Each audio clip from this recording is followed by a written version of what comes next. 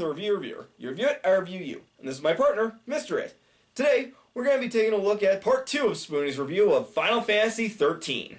Okay, so I went online to that Final Fantasy wiki I was talking about earlier, and I was just looking for any explanation as to how Snow gets away with punching out robots the size of elephants, right? And even I can't believe this, but I found it. And you just know this is going to be awesome, right? Because not even if you just said, it's magic or something, does this make sense. Why not? Magic is the ultimate handwave explanation that makes logic out of nothing.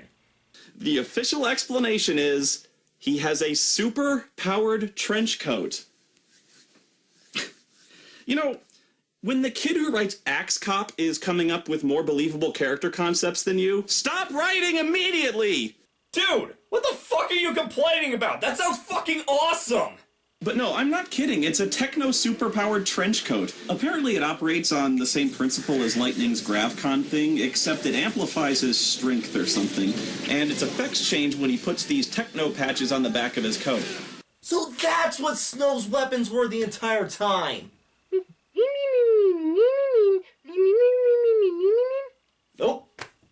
Alright, I'll play. Why would anyone have a super-powered trench coat? Are they commercially available? If so, why?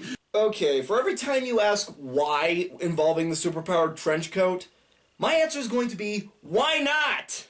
And even if there were super strength amplifying trench coats in the world, ridiculous, but even if there were, why would he still not choose to carry any sort of weapon? I'm just saying, Lightning has one and she carries a sword. Just think of the damage he could do if he carried some big fuck-off axe or a buster sword. The guy'd be a fucking gore machine. Well, some people just do better without any kind of weapon.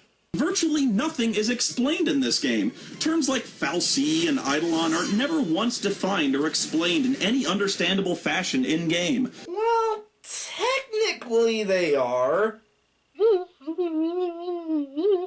And here's another place I just don't understand. The Gapra Whitewood. What the fuck is that? What's a proto-ecology belt? What's this crystal tree shit? Is that supposed to be the Whitewood? Because it doesn't look like wood, it looks like fucking crystal. I don't know. I don't understand anything. Come on, game. Give me something. Help me. This is an army facility for turning wildlife into weapons. Oh, okay. That clears up nothing. I don't know. That information was enough for me. Weapons, characters, even party member backgrounds and motivations are so cloudy and poorly explained that the data logs are basically a necessity to follow what anyone is saying or doing or why. No, I think that we got enough character backstory during the cutscenes. Although I could have used a little bit more information about the background of Fang and Vanille. And the more I think about it, seeing Lightning's time in the military would be interesting. Hell, that could have been an entire game by itself. I mean, I just see it now. Final Fantasy XIII, codename Lightning or something. Take, for example, the bird living in Saz's afro. I mean, you see this and you're like, what the fuck, man? And does Saz ever explain it? Nope. Not once, not ever. He just has a bird in his fro. It's like, just, why? Saz says that he bought the Chocobo for his son as a pet, and we could probably just assume that the Chocobo likes being in his afro. Why is there a fucking bird in your afro? You really want to know? Because I do. And luckily, there's a data log on Chocobo. Oh, this ought to be interesting. A data log that does not explain why it lives in the guy's fucking afro. I hate this fucking game. Why do I even bother? Oh, but here's what it does say. The chick has no name, as voicing the true identity of the animal might trigger ripples of destiny across Cocoon and cause a hurricane in Eden. Either that, or Saz just hasn't thought of one yet. But I know what's up with the Chocobo. And I shouldn't even tell you because it is so far ahead, but I'm going to anyway because it's that good. And I'm just picturing the looks on your faces when you hear this, and it's beautiful. So, okay, here we go. God, you're going to think I'm bullshitting you when I tell you. And you know what? Maybe I am, but... Get on with it. Yes, get on with it. Okay, here we go. That data log about the Chocobo's name triggering waves of altered destiny across the world and shaking the pillars of heaven, that part is true. No. No, it's not. At all. Oh, there it is, that look. I can't see it, but I totally can. What look? The look that I know for a fact that this is complete fucking bullshit? Ugh. You know, when I first saw this review, I could not believe this. I couldn't. So you know what I've done since then? I have played through all 3 of the Final Fantasy XIII games. I have looked through every fucking data log that mentions the Chocobo chick, and there is no information saying that this is possibly true. Ugh, what the fuck kind of half-baked wiki have you been reading, Spoony? Hell, I've even looked through the wikis. Nothing says anything about this.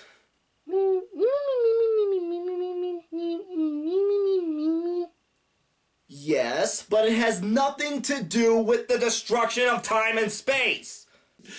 It's just so stupid. It's the stupidest thing I've ever seen in the history of fiction.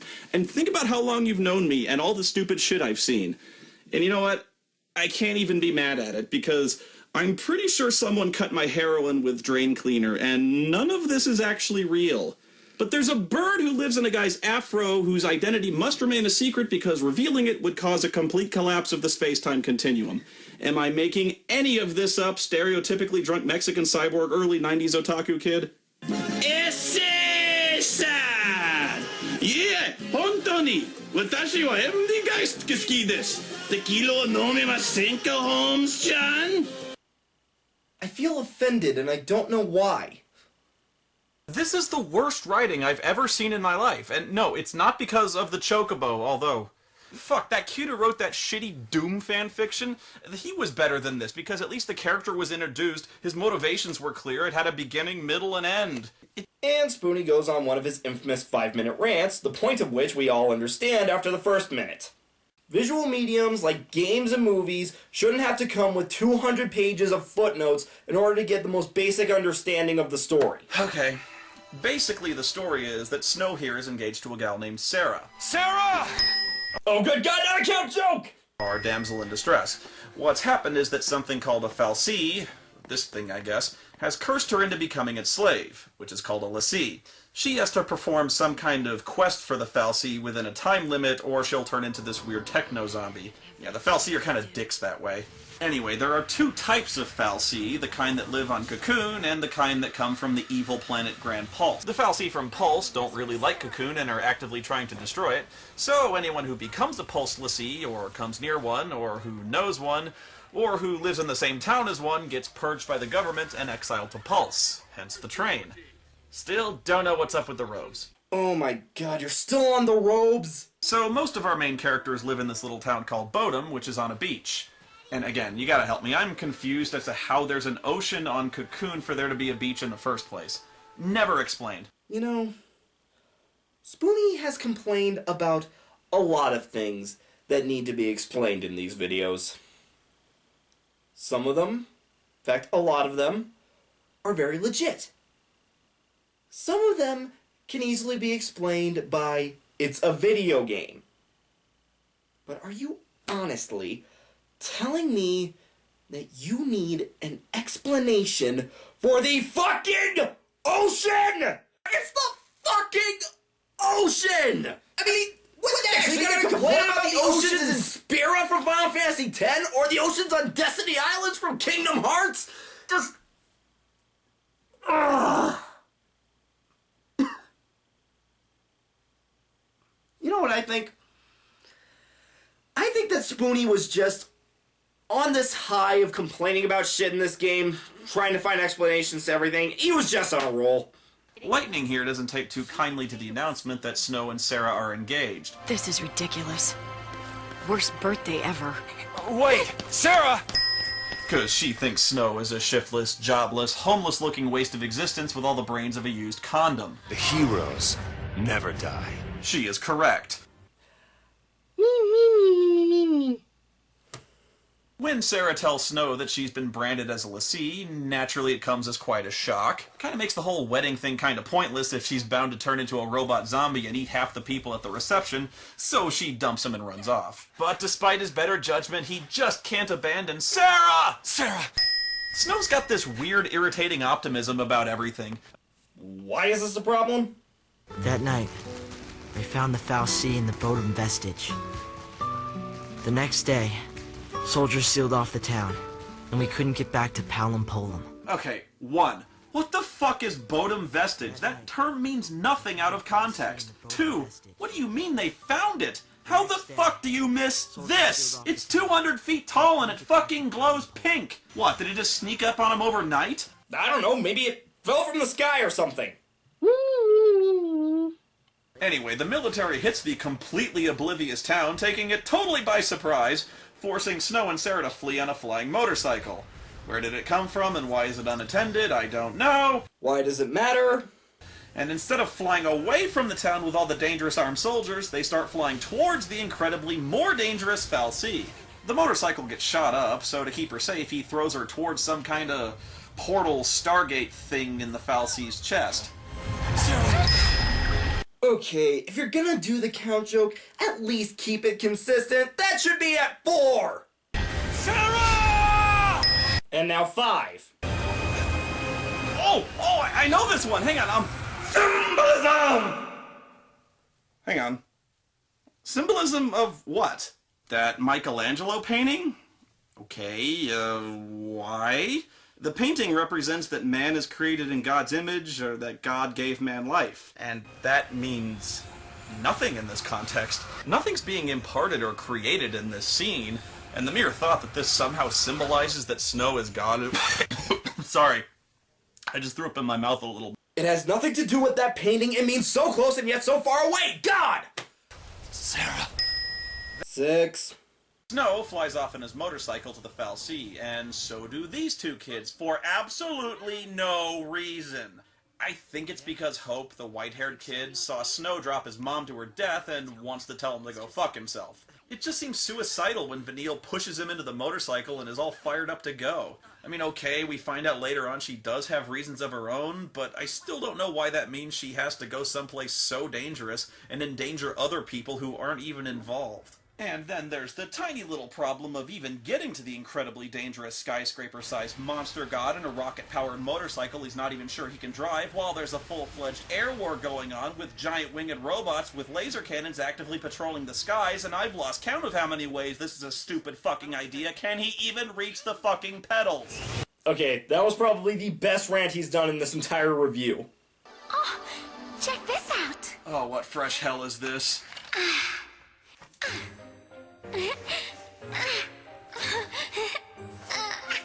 Well? Well, what? What the fuck is that supposed to be? Okay, you're seriously gonna have to help me out with this one, guys, because I got nothing here, online or otherwise. She's got this fucking stick with antlers on the end, and the antlers, like, whip out on wires or some shit, and you whack them with the antler whip, and they die. Yes!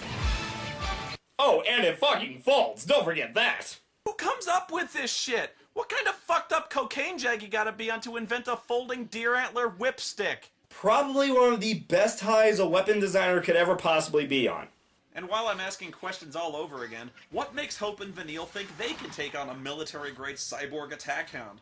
They're kids! Kids armed with an antler stick and a boomerang. Wait, hang on. Since fucking when did Hope get a boomerang? I swear to God, he just pulled that right out of his ass. Yeah, he kinda does.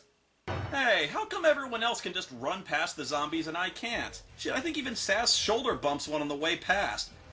Go ahead.